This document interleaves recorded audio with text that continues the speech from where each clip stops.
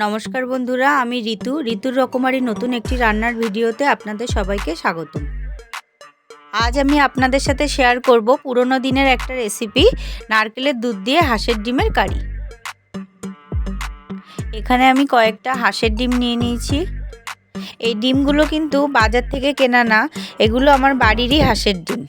এবার আমি প্রেসার কুকারে কিছুটা জল নিয়ে ডিমগুলো সাবধানে এক এক করে দিয়ে দিচ্ছি। হাঁসের ডিমের খোসাটা একটু মোটা হয়, তাই সহজেই যাতে ডিমের খোসাটা উঠে যায় তার জন্য প্রেসার কুকারের মধ্যে আমি সামান্য একটু সর্ষের তেল আর সামান্য একটু নুন দিয়ে এটা দুটো সিটি মেরে নিলাম। হাঁসের ডিম রান্না করার সময় খেয়াল রাখতে হবে ডিমগুলো যেন 2-4 দিনের পুরানো ডিম হয়।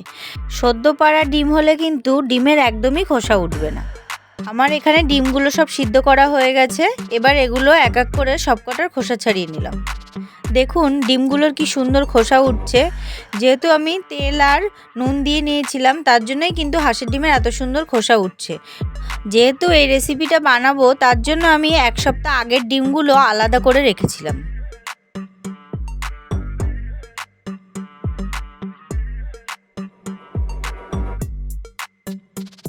আমার সবকটা ডিমের খোসা ছাড়ানো হয়ে গেছে। এখানে আমি একটা নারকেল আগে থেকেই কুড়িয়ে রেখেছিলাম। এই কোরানো নারকেল মিক্সিং বোলের বাটিতে দিয়ে সামান্য একটু জল দিয়ে পেস্ট করে নেব।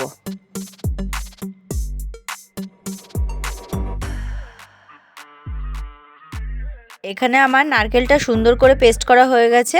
এবার হাত দিয়ে চিপে নারকেলের দুধটা বের করে নেব।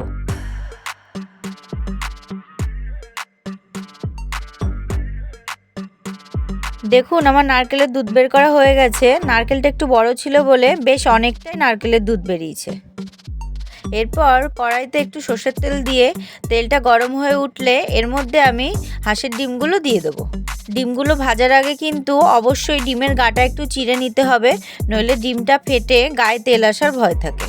আমি কিন্তু ছুরি দিয়ে ডিমের গাটা চিড়ে দিয়েছিলাম, সেটা আপনাদের দেখানো হয়নি। এবার আমি ডিমের মধ্যে 1/2 চামচ মতো নুন আর 1/2 চামচ মতো হলুদ দিয়ে ডিমগুলো ভালো করে ভেজে নেব।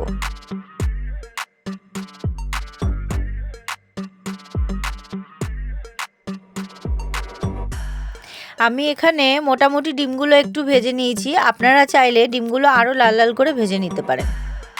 ডিমগুলো আমার ভাজা হয়ে গেছে। এবার এক এক করে একটা পাত্রে তুলে নিচ্ছি।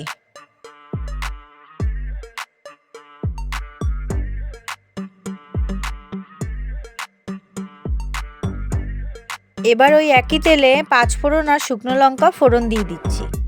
ফোড়নটা একটু নাড়াচাড়া করে নিয়ে এর মধ্যে একে একে একটা বড় সাইজের পেঁয়াজ বাটা, 2 চামচ মতো রসুন বাটা, 1 চামচ আদা বাটা, 1 চামচ জিরে বাটা, 1 চামচ শুকনো লঙ্কা বাটা, স্বাদ মতো নুন আর 1/2 চামচ মতো হলুদ গুঁড়ো দিয়ে মশলাটা একটু কষিয়ে নেব।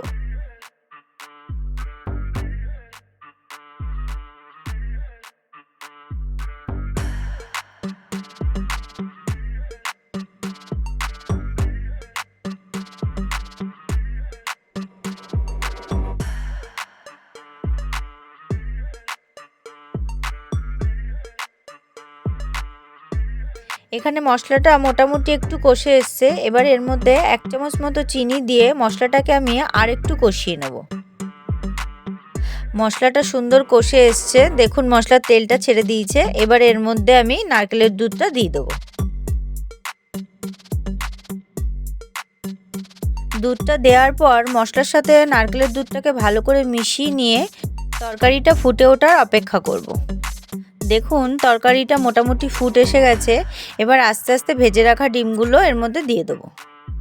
ডিমগুলো দেওয়ার পর তরকারিটাকে 5-7 মিনিট ফুটিয়ে একটু ঘন করে নেব।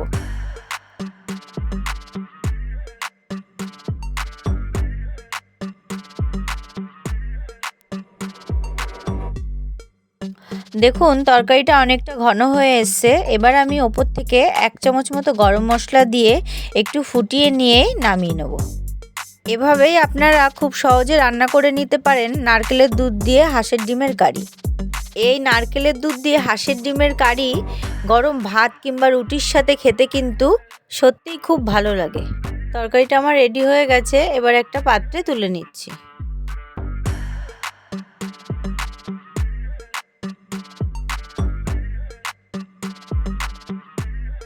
এখানে আমি গার্নিশিংয়ের জন্য ওপর থেকে একটু ধনেপাতা দিয়ে দিলাম। আমার এই রেসিপিটি কেমন লাগলো অবশ্যই কমেন্ট করে জানাবেন। ভালো লাগলে লাইক করবেন এবং বন্ধুদের সাথে শেয়ার করবেন। আর এরকম নতুন নতুন রান্নার ভিডিও বা রেসিপি পেতে আমার চ্যানেলটিকে অবশ্যই সাবস্ক্রাইব করবেন।